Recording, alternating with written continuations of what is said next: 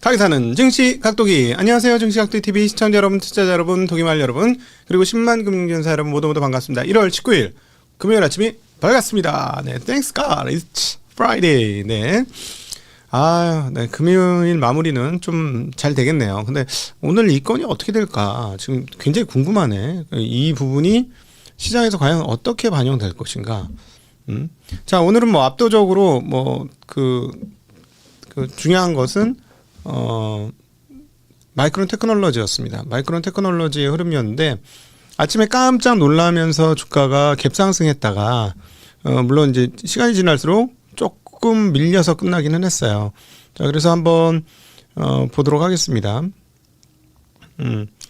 갭상을 했다가 좀 주고 왔습니다. 좀 밀려서 끝나긴 했는데 그래도 고점 부근이죠. 네, 고점 부근이고, 네, 시간 이렇게 갭상을 했다가 쭉 더 올랐다가 빠졌는데 어쨌든 10%예요.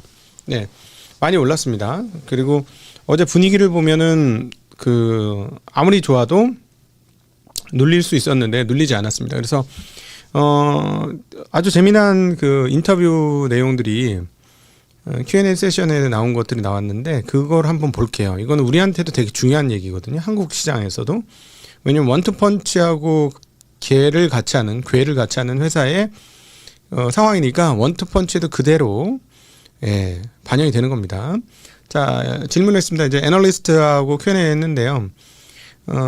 고객들과 협상 중인 장기 계약의 성격은 어떠합니까? 단순히 기간만 긴 것입니까? 아니면 가격과 물량이 고정된 형태입니까? 고객이 팹 건설 비용을 선제적으로 지원하기도 합니까? 라고 얘기하니까 여기 CEO가 이렇게 얘기했습니다.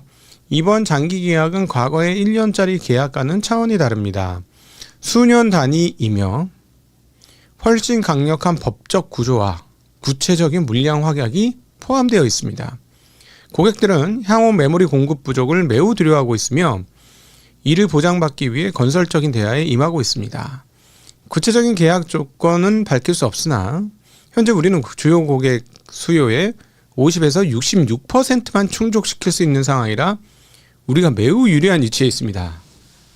야, 끝났잖아? 끝났어. 이거. 어떻게 보세요, 이거? 아니, 우리는 그동안에 이거 쇼티지다 하면서 저거 봐라. 현물가 봐라. 미친 거 아니냐. 본 적이 없는 일이다. 막 계속 얘기했습니다. 진짜 지겨울 정도로. 오늘은 뭐 조금 빠졌지만 그래도 뭐 $26 정도 수준이에요. 그러니까 안 떨어져. 웬만하면 떨어져야 되는데 지금 떨어졌거든요. 오늘 떨어졌어요. 떨어졌는데 27 고점 찍고 이제 더 이상 안 올라가는 건 맞아요. 근데 보면은 지금 26으로 떨어졌습니다. 근데 26이라고 이게 계속 말씀드리지만 어디서부터 올라온 거라고? 5부터 올라온 거예요. 그리고 밑쪽에 보면 저것만 좀 많이 올랐다 좀 빠지는 거지 모듈이나 이런 쪽은 계속 올라요 지금. 예, 그렇습니다. 자, 다시 돌아갈게요. 설비 투자와 공급 제약 관련된 질문 있었습니다. 설비 투자를 $200억 늘렸지만 매출 대비 투자 비율은 여전히 과거 평균보다 낮아 보입니다. 클린룸 공간이 부족해서 투자를 더 못하는 것인가요? 아니면 의도적으로 보수적인가요? 이거 되게 재미난 질문이네. 그러니까 공급이 예전에 비해서 부족해요. 왜 그런 거죠? 일부러 그러신 거예요? 아니면 질 데가 없는 거예요? 이 질문이거든요. 자, 매출이 워낙 가파르게 늘고 있어서 투자 비율이 낮아 보일 뿐입니다. 실제 집행 금액은 엄청난 규모입니다. 특별히 건축과 관련해서는 전년 대비 투자를 2배로 늘렸습니다. 라고 얘기했습니다. 야, 근데 공급이 줄어든 건 맞아요, 여러분. 공급이 줄어든 건 맞습니다. 네. 어찌됐건 이제 이거를 짓기 시작한다는 얘기가 되는 게 본격적으로 더 짓기 시작한다라는 거고 수요 증가 수준은 조금 더 확인은 해봐야 될 것 같아요. 지난번에 우리 이주환 박사님 모시고 얘기를 해봤는데 수요 증가 폭이 그렇게 큰 건 아니고 예전에 푹 빠진 거가 그러니까 쭉 수요는 항상 우상향이거든요. 쭉 하다가 잠깐 떨어진 게 이제 회복됐다라는 거니까 제가 보기엔 한 3에서 6개월 더 봐야 됩니다. 수요가 더 늘어나는지는. 그러나 어쨌든 이거에서 요 구간에 공급이 많이 줄었어요. 예, 그런 상황이다라고 보시면 맞을 것 같습니다. 자, 그다음에 질문은 우린 또 하나 거기에 대해서 이제 또 질문을 했습니다. 우리는 현재 공급 제약 상황을 매우 심각하게 인지하고 있습니다. 사장님 얘기예요. 아이다호 팹의 가동 시점을 앞당겼고 기존 공장의 장비를 채우는 속도도 최대화하고 있습니다. 하지만 클린룸 건설은 물리적인 시간이 필요합니다. 업계 전체가 수요를 따라가지 못하고 있으며 마이크론은 이 상황에서 가장 효율적으로 수익을 낼 수 있는 곳에 자본을 투입하고 있습니다. 업계 전체는 어딘가요? 업계 전체는 삼성전자, 하이닉스, 마이크론입니다. 자, HBM에 대한 질문 나왔는데요. 경쟁사가 HBM3E 인증을 받고 시장에 진입하면 마이크론의 입지가 좁아지지 않겠습니까? HBM4에서도 리더십을 유지할 수 있겠습니까? 이렇게 얘기하니까 이쪽 마이크론 사장이 전혀 걱정하지 않습니다. 마이크론의 HBM4는 11GB per second 이상의 속도와 독보적인 저전력 특성을 갖춘 업계 최고 사양입니다. 특히 26년 HBM 공급량은 물량뿐만 아니라 가격 협상까지 이미 완료되어 매진된 상태입니다.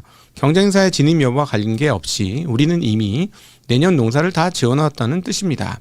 28년도 HBM 시장 규모는 1,000억 달러에 달할 것이며 우리는 HBM 점유율을 전체 D램 점유율 수준 이상으로 유지할 것입니다. 자, 여기서 28년에 1,000억 달러예요. 현재 기준으로 145조예요. HBM만 HBM만 28년에 145조. 좋네요. 그렇죠? 자, 그리고 요거에 대해서는 우리는 잘하고 있다라고만 얘기했죠. 그렇죠? 예. 다른 업체들로 인해서 경쟁이 심화되지 않겠는가 했는데 우리는 잘하고 있다. 그리고 26년도는 다 팔렸다. 이렇게 얘기했고 경쟁사의 진입 여부와 관계없이 우리는 내년 건 다 해놨다. 거기까지만 얘기했어. 경쟁사 진입 하나 보다. 그죠? 경쟁사 진입 하나 봐. 여기서 경쟁사는 누구예요, 그러면? 이 부분에서 경쟁사는 누굴까요? 하이닉스 아니죠. 하이닉스 아닙니다. 삼성입니다. 하이닉스는 이쪽에서 경쟁사라고 표현할 수가 없어요. 이미 선도 회사이기 때문에 요건 삼성이죠. 그죠? 자, 삼성이 들어올 것 같네요. 자, 분위기가 요 정도 얘기하는 거 보니까 자, 경쟁사의 진입 여부와 관계없이 우리는 이미 내년 용사를 다 지어놓았습니다. 예. 그러면서 28년에 시장 규모는 1,000억 달러가 달할 것이며 우리는 HBM 점유율을 전체 D램 점유율 수준 이상으로 유지할 것입니다. 그럼 지금은 아니었나 얘네가 HBM에서 유지한다는 거잖아. 유지. 늘리지는 못하네. 그쵸? 그 뒷단에 그런 게 행간에 그게 숨어 있네. 재미납니다. 자, 우리는 좀 입장이 좀 얘네 이 경쟁사잖아. 우리 한국의 경쟁사니까 이 볼 때 그냥 이것만 보지 말고 뒷단도 같이 생각해 봐야죠. 자, 어쨌든 다음 2분기 가이드라인으로 제시한 68%의 매출 총이익률이 정점인가요? 아니면 그 이후에도 더 오를 수 있는가요? 우리 입장에도 이거 재밌죠. 2분기 이후에도 비즈니스는 계속 강화될 것입니다. D램과 낸드 모두 수익성이 좋아지고 있습니다. 다만 이미 마진율이 70%에 육박하는 수준이라 앞으로의 상승폭은 이전보다는 완만해질 것입니다. 이는 수학적인 기조효과 때문이지 업황이 꺾여서가 아닙니다. 그냥 이미 너무 많이 올라와서 전년도 이미 그 매출 총이익률이 높아져가지고 더 이상 높아지지는 못한다라는 얘기를 했네요. 매출 총이익 68%면 높기는. 자, 그다음에 낸드에 대한 질문이 있었습니다. 엔터프라이즈 SSD 사업이 굉장히 가파르게 성장하고 있는데요. AI 모델이 추론 단계로 넘어가면서 저장 장치 수요가 더 늘어납니까? 라고 물어봤더니 여기 CEO가 그렇습니다. 생성형 AI가 비디오와 고해상도 이미지를 생성하기 시작하면서 데이터 센터 내 스토리지 수요가 폭증하고 있습니다. 마이크론의 엔터프라이즈 SSD는 분기 매출 10억 달러를 돌파했고 고용량 QLC 제품이 하이퍼스케일러 고객들의 선택을 받고 있습니다. 낸드 비즈니스 역시 D램 못지않게 장기 개혁의 핵심 축이 되고 있습니다. 낸드조차. 낸드는 여러분 공급이 많아요. 상대적으로.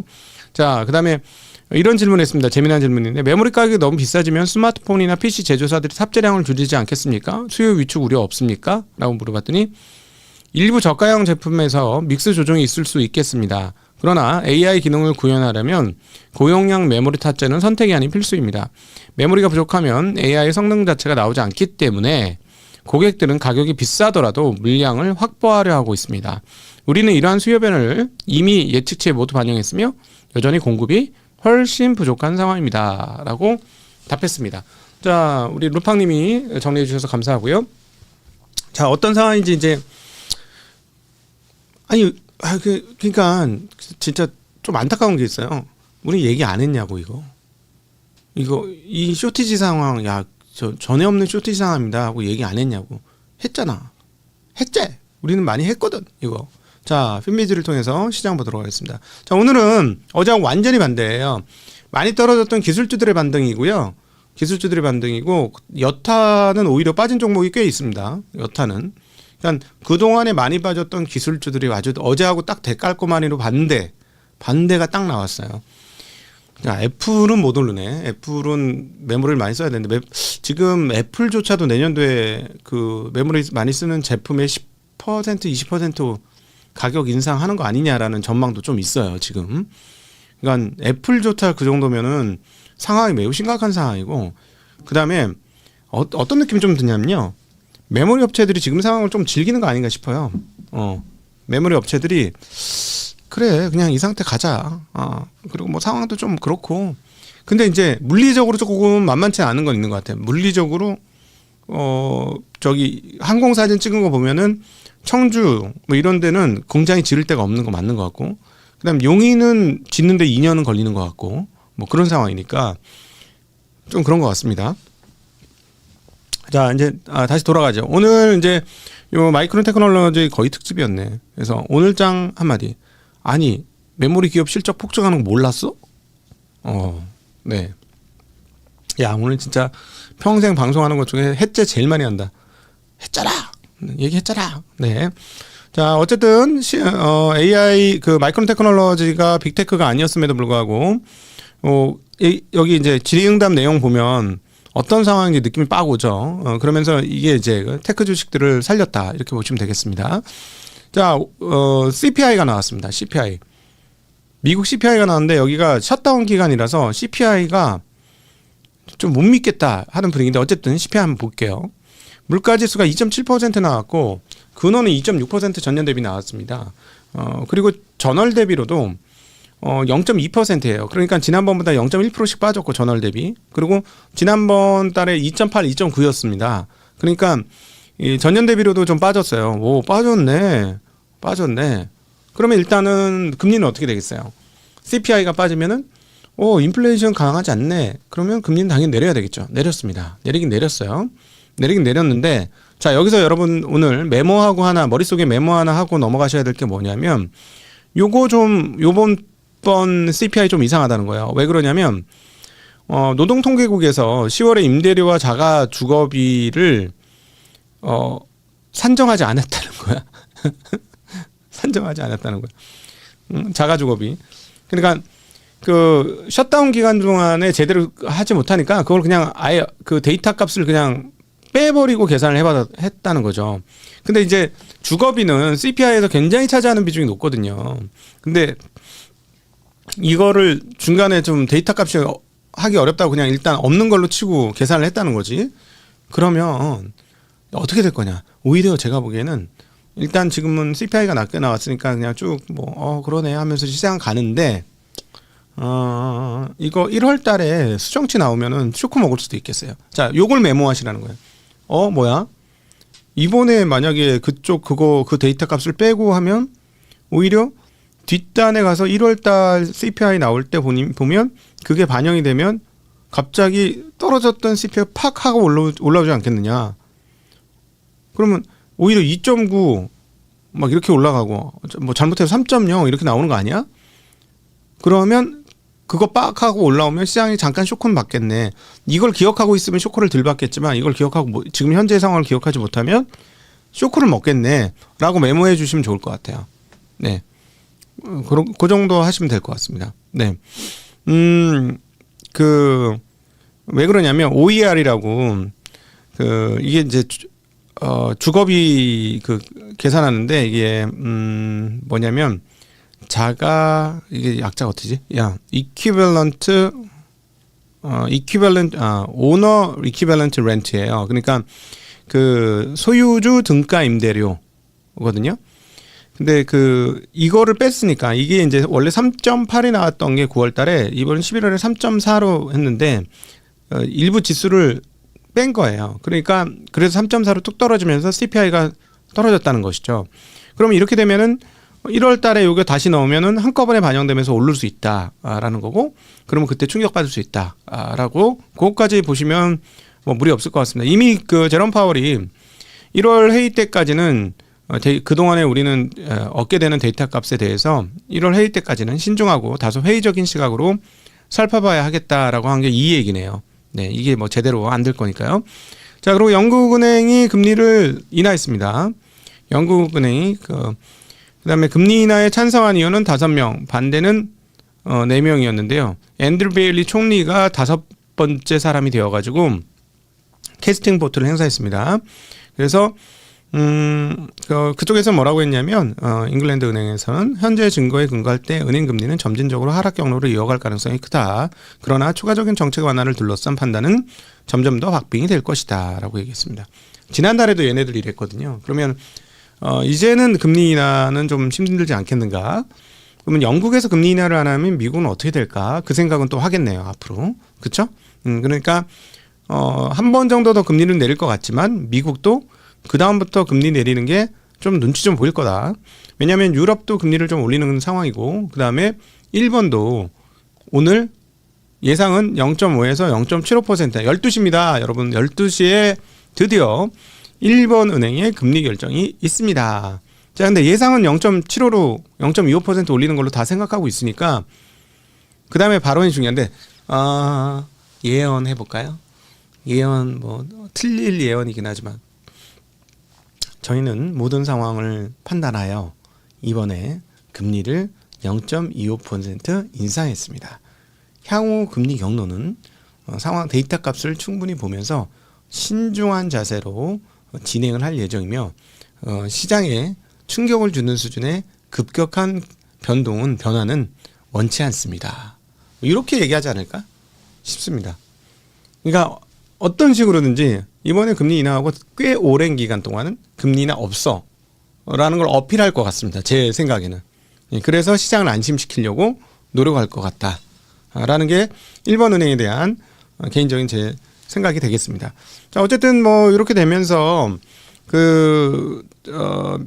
미국의 금리 인하 가능성은 조금 더 상승하는 분위기로 이제 갈 수밖에 없죠. 왜냐하면 CPI가 낮게 나왔으니까. 근데 제가 보기에는 1월 달 CPI가 그걸 되돌릴 가능성도 있다라는 점은 감안하셔서 만약에 이제 1월, 2월, 3월 달에 금리가 인하를 안 하게 되면은 미국 시장은 그냥 그럴 수도 있을 것 같습니다.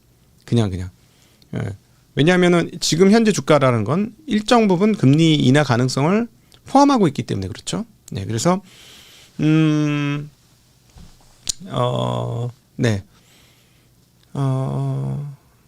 네, 하여튼 뭐 그렇게 보시면 될 것 같습니다. 자, 오늘 그래서 제목을 이렇게 됐습니다.